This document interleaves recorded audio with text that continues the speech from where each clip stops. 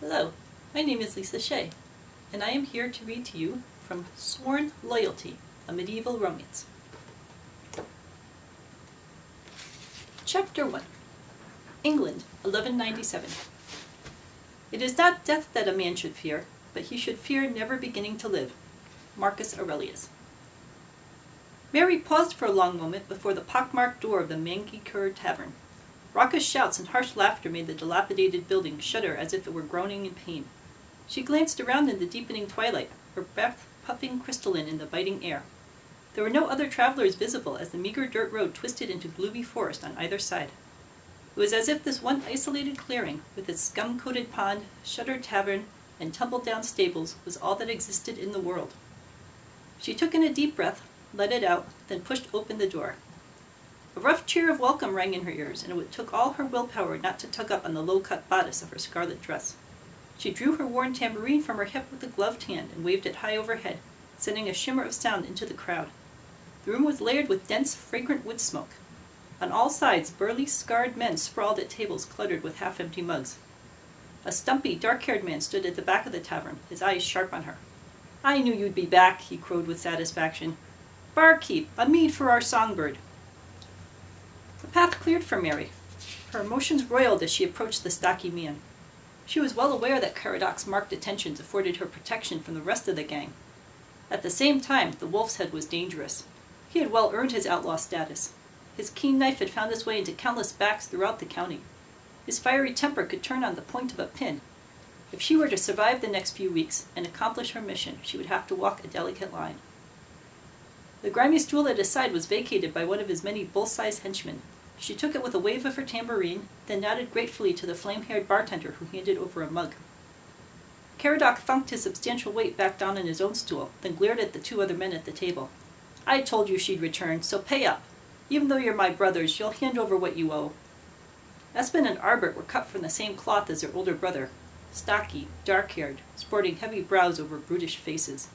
They might have been twins, but for the twisted nose Arbert featured and the pair of hairy moles on Espen's left cheek. The men reluctantly dug into the leather pouches at their sides, handing over the coins to the delighted winner. Mary took a long drink on her mead, her eyes scanning the rough crowd in the guttering torchlight. How long had she been out on her task? 3 weeks? 4? The days and nights were running together in one endless, grime-smeared blur. She longed for the solid walls of her keep, the strict but predictable routine she had followed since she was 11. She gave a sharp shake of her head. She had known all those years that her privileged lifestyle came with an unshakable obligation. She was honor-bound to serve as guardian angel for Eric, whether he wanted it or not, whether he even knew it or not. From all reports, it seemed she'd finally be able to fulfill her duty. Caradoc's spittle spewed across the deeply veined table as he laughed, tucking the last corner into the bulging pouch at his side. He drew down a long pull of his ale, then turned to smile at Mary. "They said you might have gone south, to London," he growled. "But I knew better." His eyes took on a crafty look. "You know, if you joined our band, you wouldn't have to go from tavern to keep your tips fresh. I could take care of all your needs." Mary forced her smile to stay bright. "I'd just like to be my own master," she stated, holding his gaze. "Just like you. I am sure you understand." His eyes grew smoky. "Indeed I do," he murmured, leaning forward. "Kindred spirits." Mary downed the rest of her mead, grabbed up her tambourine with her left hand, and gave it a shimmering rattle as she stood. It had the desired effect. Caradoc sat back, a pleased smile spreading on his lips. The room's roar eased off as well, and a circle of attentive eyes focused on her. She felt uncomfortably like a doe in the center of a pack of wolves, and the image wasn't far off from the truth. Nearly every man here was a member of Caradoc's band. They would follow him without question. She could only hope that news from her contacts was wrong, that Eric was not being drawn in as a sacrifice to this bloodthirsty crew. The front door creaked open, and Mary's blood ran cold. She had only seen Eric in person that one time, a full decade ago, but there was no mistaking the man who stepped across the threshold. He was tall, lean, with short cropped blonde hair and the controlled grace of a stalking panther. He wore a chestnut-colored leather jerkin over matching leggings, and a long sword hung at his hip. She knew through personal experience what the rigorous training regimen at the keep entailed. Michael, the master-at-arms, still spoke of Eric's skill at every turn. Eric's exploits in the Holy Land in the intervening years were nothing short of legendary. Eric's eyes swept the room, judging, calculating, and she held in a flinch as his gaze momentarily connected with hers. She needn't have bothered. He was scanning for dangers, nothing more. There was no way for him to connect the lithe, raven-haired gypsy woman in this den of thieves with the young, shy girl he once met in a quiet farming village. Satisfied, he turned, putting a hand behind him to draw in a stunning blonde woman in an elegant forest green dress. This time Mary knew she didn't quite hold back the tremor of anger which coursed through her, but it did not matter. All eyes were focused on the newcomer, on the long, curled ringlets of gold which cascaded down her back, and the sensuous curve of her ruby-red lips. Eric's voice was a low mutter, but in the silence of the tavern Mary had no trouble hearing every word. "Vanessa, are you sure you want to take your rest here?" The woman's eyes grew bright, almost predatory, and she nodded, taking a step forward. "Absolutely. Muriel said they had the worst meat here she had ever tasted, and I have 5 pounds on a bet. I can't believe it's more disgusting than that hellhole in Augustine, but there's only one way to be sure." A rumbling growl circled around the edges of the room, and Eric's hand eased to the hilt of his sword. His mouth set into a thin line. "Vanessa, I think—" She took a step forward, giving a delicate sniff. "Although, judging by the odor here, perhaps Muriel was right after all." Mary shook herself free of the shock which had nearly frozen her.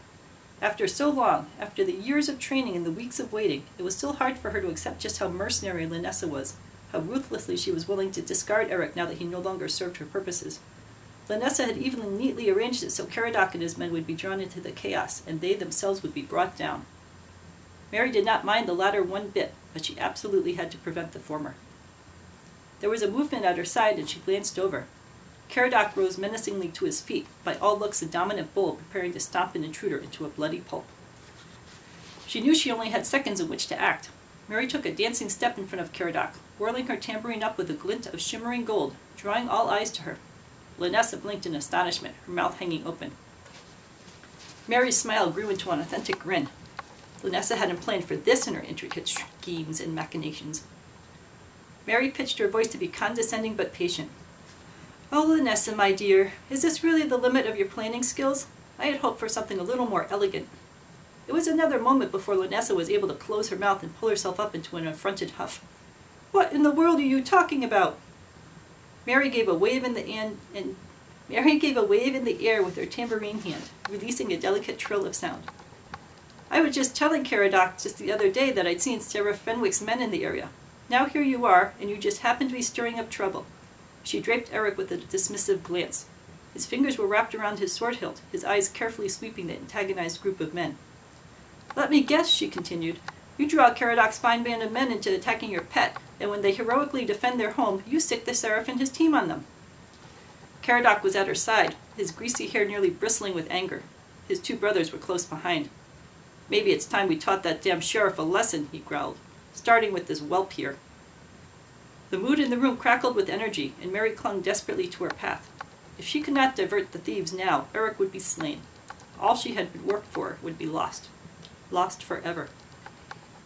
She pitched her voice low enough that Caradoc would think it was meant for him alone, but she held her body pointed at Eric. She hoped with every ounce of her being that the man contained a shred of instinct for self-preservation. "Dear Caradoc, you are no man's master," she insisted in a seductive purr. "Least of all, that arrogant sheriff. Yes, you want to make them pay, but do it on your own terms, on your own schedule. Choose your own location." Her voice became husky. "Create an epic tale which will ring in the great halls for centuries to come." Caradoc's eyes lit up at that, and Mary warmed with the slightest kindle of hope. She had studied him carefully for weeks now, preparing for this eventuality, and her research just might pay off. If there was one thing Caradoc craved, it was to build a legacy for his name. Caradoc puffed up his shoulders, tossing his hair back as he strode forward to stand before Eric.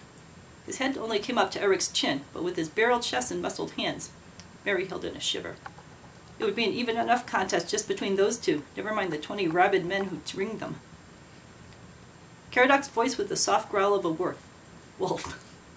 "I am the master here," he stated, "and I will not have our sanctuary disturbed by the likes of you. Go, and take that pale trollop along with you." Lanessa gave a soft cry of outrage, but bit it back when Caradoc's amber gleam swung around to pin her. After a moment, Caradoc returned his gaze back to Eric.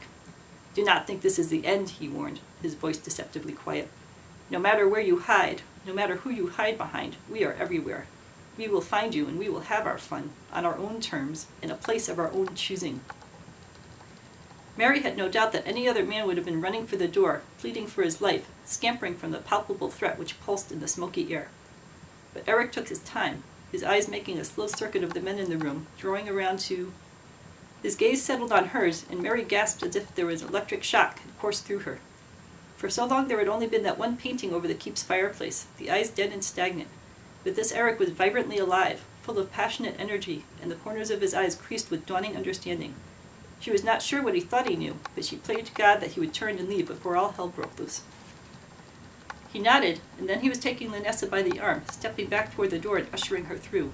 He gave one last look to the room before closing the door behind them.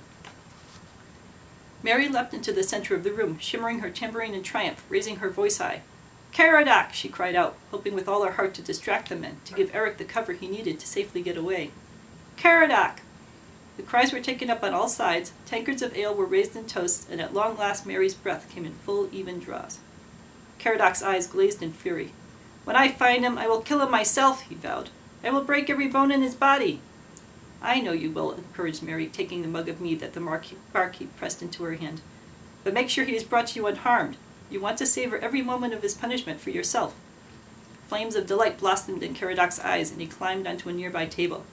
The surface groaned under his weight, but held steady. "You men," he cried out to the roiling masses. "Tomorrow we will go out and hunt down this Eric, but I want to make it clear, he is mine. He is to be brought to me without one scratch on him. And then we shall have an arena!" Cries of delight and anticipation thundered around her, ringing in her ears. She hoped by all that was holy that she could get to Eric before Caradoc's clan put into motion their plans for revenge. As Chapter 1 of Sworn Loyalty. I am Lisa Shea. You can visit lisashea.com for more information about all of my medieval novels. All proceeds from all of these novels benefit battered women's shelters.